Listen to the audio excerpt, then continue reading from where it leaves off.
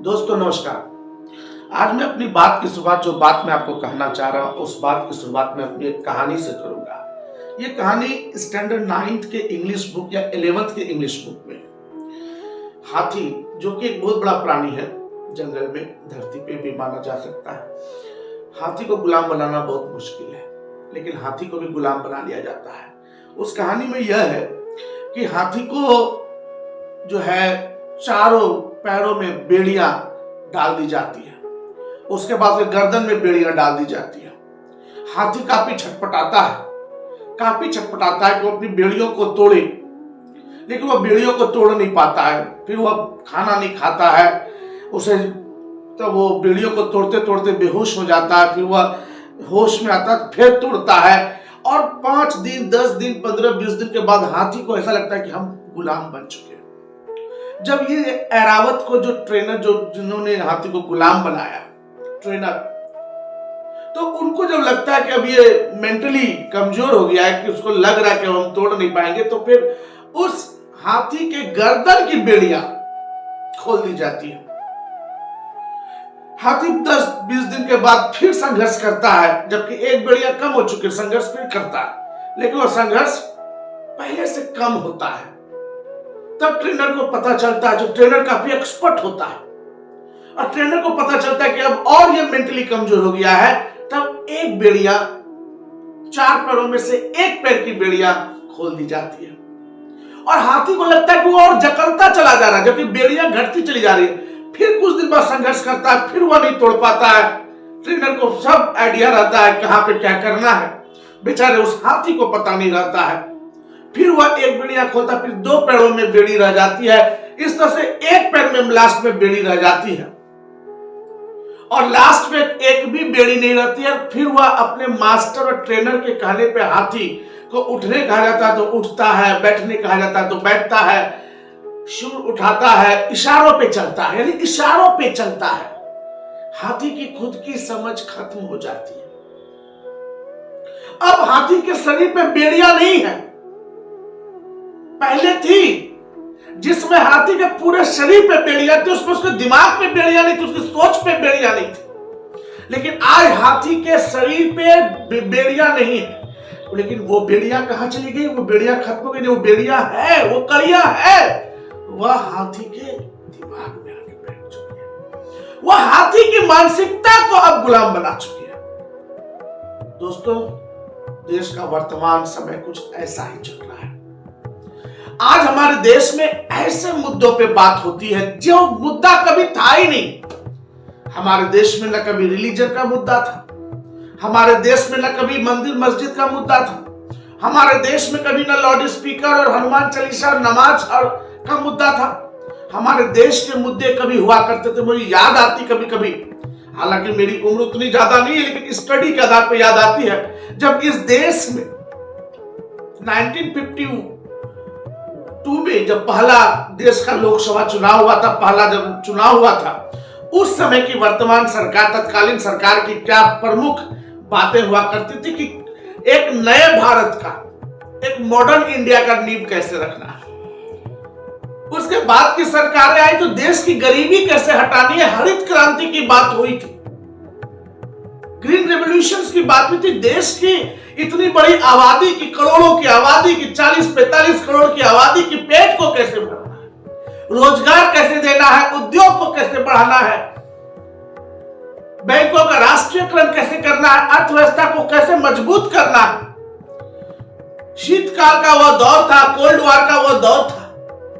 उसके बाद की सरकारें आई तो एक डेवलपमेंट, एक विकास, रोजगार की बातें होती थी, शिक्षा के प्रतिशत में कैसे बढ़ावा। याद हो कि हमारे देश में एक साक्षरता मिशन हुआ करता था, ग्रामीण क्षेत्रों में इवनिंग स्कूल्स हुआ करते थे, शाम की पाठशाला हुआ करती थी, गांव में बैठते थे तो विकास की बातें होती थी, चौक चौराहे पे विकास की बातें होती थी, डेवलपमेंट की बात होती थी, रोजगार की बातें होती थी। आज क्या बातें होती है? आज गांव में आप बैठेंगे तो हिंदू मुस्लिम की बातें होती है, मंदिर मस्जिद की बातें होती है।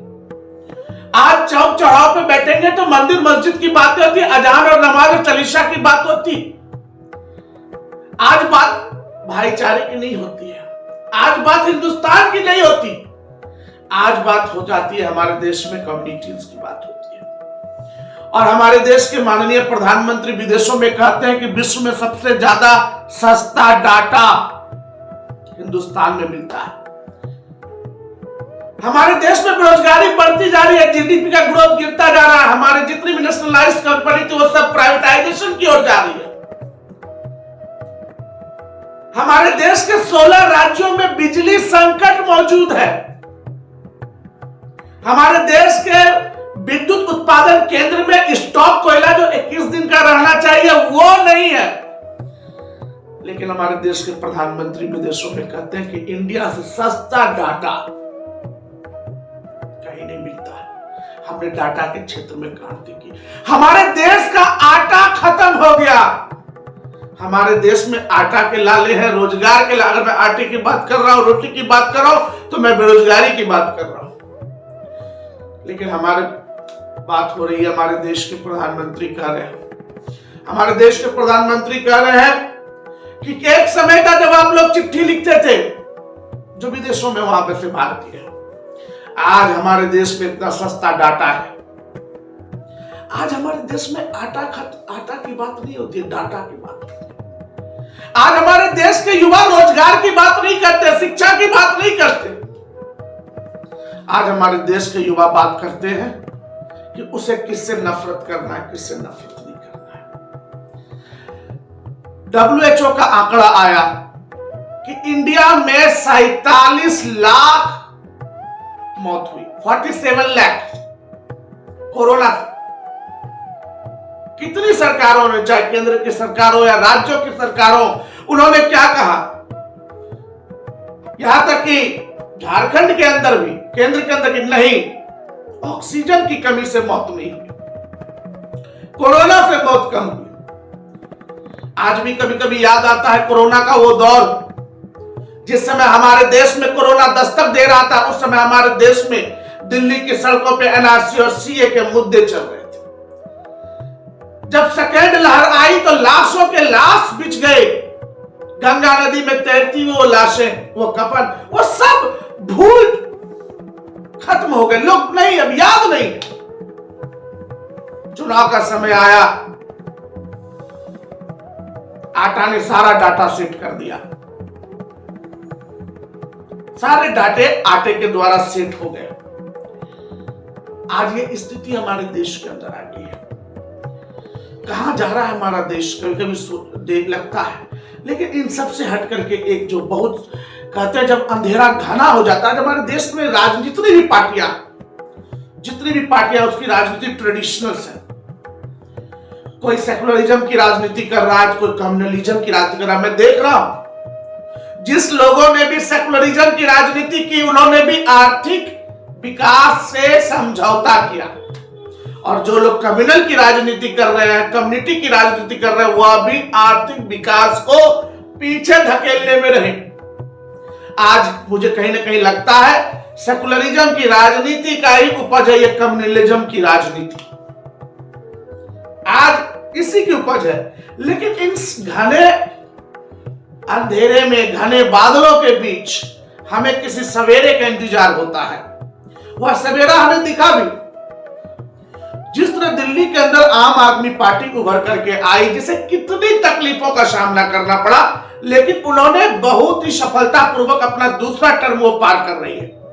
अगर दिल्ली के स्कूलों की, वाकई में गवर्नमेंट स्कूलों के, मॉडल स्कूलों की चर्चा करें जो दिख रही है काफी लंबे समय से, अगर वहां के मोहल्ला क्लिनिक की चर्चा करें, दिल्ली गवर्नमेंट के काम करने की चर्चा करें, उसका परिणाम हम क्या या कोई और क्या बताएगा? जीता जागता उसके काम का तोहफा जो पंजाब की जनता ने आम आदमी पार्टी को दिया है।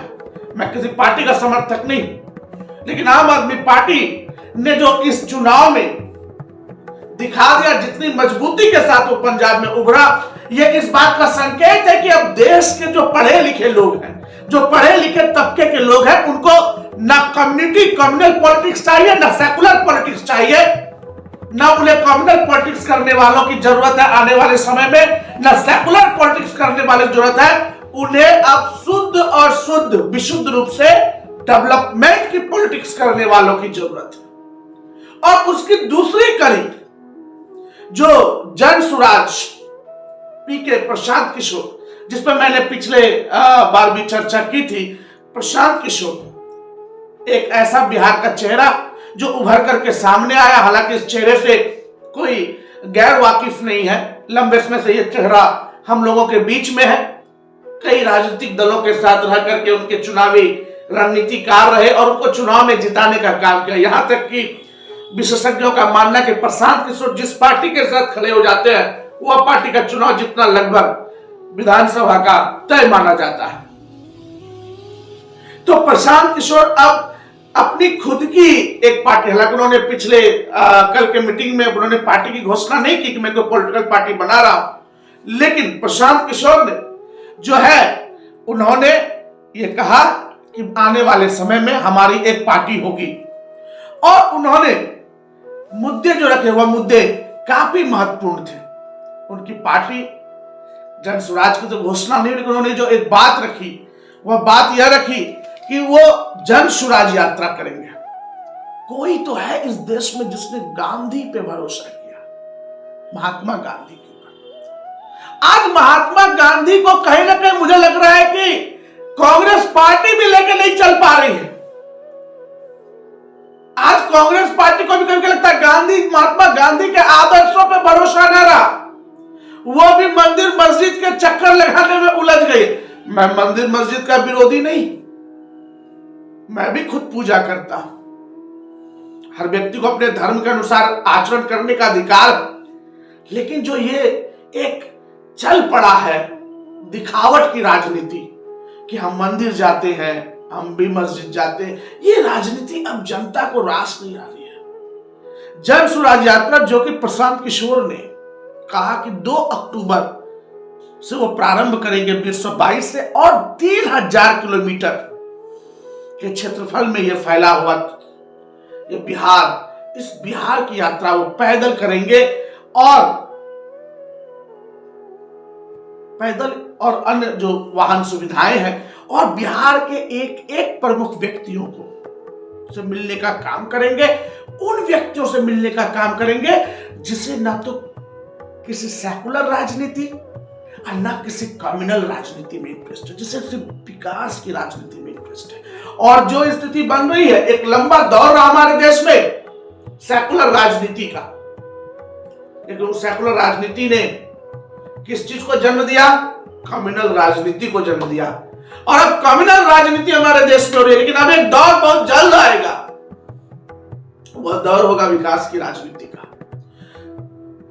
अरविंद केजरीवाल को उसकी राजनीति की जमानत को जब्त करने वाले कितने लोग लगे रहे, आज भी लगे हुए हैं, लेकिन उनकी राजनीति चमक रही है, ये इस बात का संकेत है।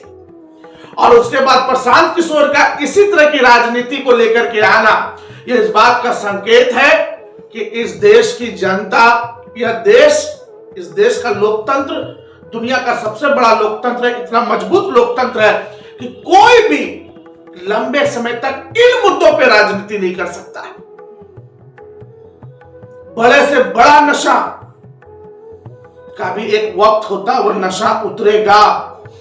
हिंदुस्तान में 70 सालों के बाद ये नशा चढ़ाया गया है, ये डाला गया है, ये ग्लूकोज, ये जो धर्म का ग्लूकोज चढ़ाया जा रहा है नशों में, ज्यादा समय इसका असर नहीं रहेगा, क्योंकि आना तो लास्ट में है रोटी पे ही। हमें चाहे अनचाहे रोजगार पे चर्चा करनी पड़ेगी, हमें चाहे न चाहे हमें देश की शिक्षा व्यवस्था पे चर्चा करनी पड़ेगी, देश के जीडीपी पे चर्चा करनी पड़ेगी, पर कैपिटा इनकम डेवलपमेंट पे बात करनी पड़ेगी, हमें जन सुविधाओं की बात करनी पड़ेगी, हमें गुड गवर्नेंस की बात करनी पड़ेगी। हम इससे मुकर नहीं सकते। वाकई में इसमें दो मत नहीं है कि 15 साल के लालू राज और 15 साल के नीतीश राज में जितना बिहार का 30 साल में डेवलपमेंट होना चाहिए था वो डेवलपमेंट नहीं हो पाया। इस बात से दोनों में से कोई भी पार्टी इनकार नहीं कर सकती। लेकिन आम जनता को यह जरूर सोचना होगा कि हमें किस तरह की राजनीति चाहिए। पश्चिमी चंपारण ईश्वर ऊपर वाले की दया से मुझे भी जाने का मौका मिला जब मैं पटना कॉलेज में स्टूडेंट था। भितिहरवा, यह वो आश्रम है जहां महात्मा गांधी को राजकुमार शुक्ला ने लाया था और वहां पे नील की खेती होती थी और चंपारण का वो आंदोलन वही भितिहरवा आश्रम से, उस आश्रम में जाने का मुझे मौका मिला, घूमने का मौका मिला।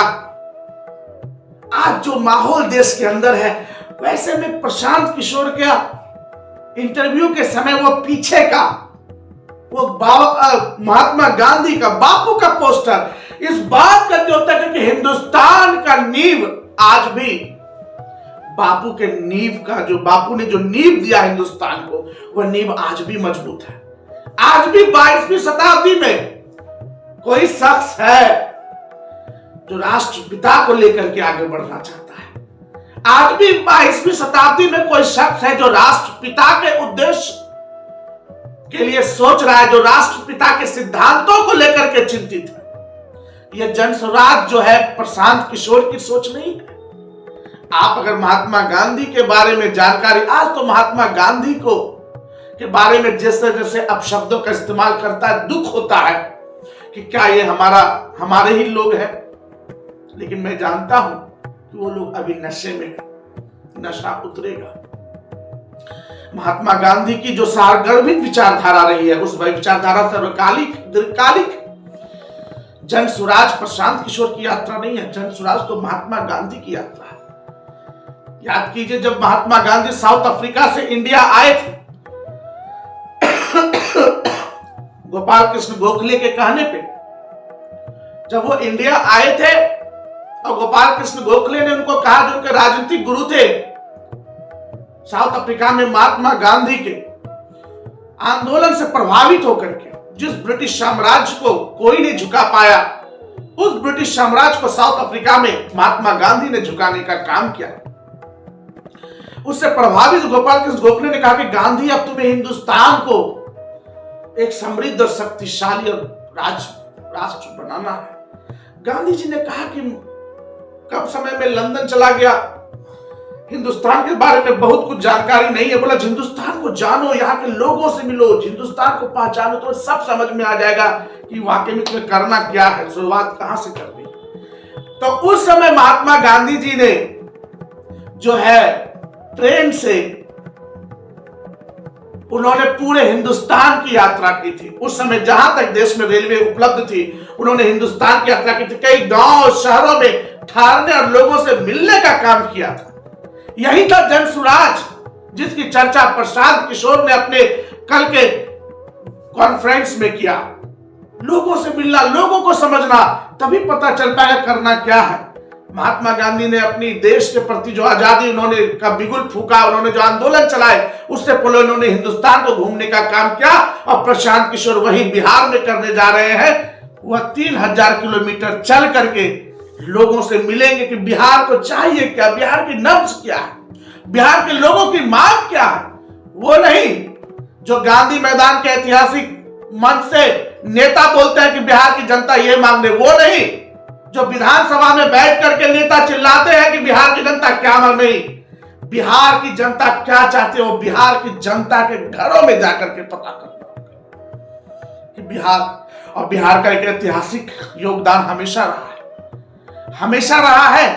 इतिहास के किसी भी पन्ने में आपको बिहार शब्द एक जरूर मिलेगा, कोई भी पन्ना बिहार से अछूता नहीं। तो प्रशांत क्या माना जा सकता है, क्या मान लिया जाए कि प्रशांत किशोर, अरविंद केजरीवाल जिस तरह के व्यक्तित्व उभरने लगे, मैं दोनों को कंपेयर नहीं कर रहा, मैं बता रहा हूं कि 1 2 ये मैं बता रहा हूं, और कल को 3 भी हो सकता है कि देश के कहीं ना कहीं ये जो उबाऊ की स्थिति देश में पैदा हो रही है। आज जितने भी 99% विषय चाहे मीडिया में दिखाए जा रहे हैं, चाहे पेपर पत्रिका या चौक चौराहे, 99% जो सब्जेक्ट्स हैं वह डिस्कस करने लायक ही नहीं है, उसका कहीं कोई संबंध नहीं बन पा रहा है। हमें जो चाहिए वो अब धीरे धीरे आ रहा है। तो ये पश्चिमी चंपारण के भितिहरवा आश्रम से स्टार्ट होगा। मुझे लग रहा है कि भारत के लोकतांत्रिक आकाश में जन सेवा, राजनीति तो मैं इसे नहीं कहूंगा, राजनीति अब तक देश में होता रहा, लेकिन अब राजनीति नहीं होगी। भारत के लोकतांत्रिक आकाश में मुझे लग रहा है वाकई में लोकतंत्र का नया सूर्योदय होने जा रहा है। एक नॉर्थ इंडिया में हो चुका है, आप दिल्ली में, और एक जो है अब नॉर्थ ईस्ट एरिया में अब होने जा रहा है, बिहार के क्षेत्र में, फिर साउथ में, इस तरह से फैलेगा। और बहुत जरूरी है हमें इस तरह के विकास की राजनीति बोल करके वोट लिया गया, लेकिन कौन सी राजनीति हो रही है, किस चीज का प्रचार हो रहा है, किसके लिए प्रचार हो रहा है, सब कुछ धीरे धीरे लोगों को समझ में आने लगा। तो मैं इसलिए आज आपके बीच आया था कि आप इस बात को समझे कि देश में लोकतंत्र में एक नया सवेरा जन सेवा का होने जा रहा है, जन सुराज का होने जा रहा है। किसी भी स्थिति में हमें 2-3 चीजों को नहीं भूलना है। एक हमारे देश का संविधान, एक हमारे राष्ट्रपिता और एक बाबा साहेब भीमराव अंबेडकर। जय हिंद।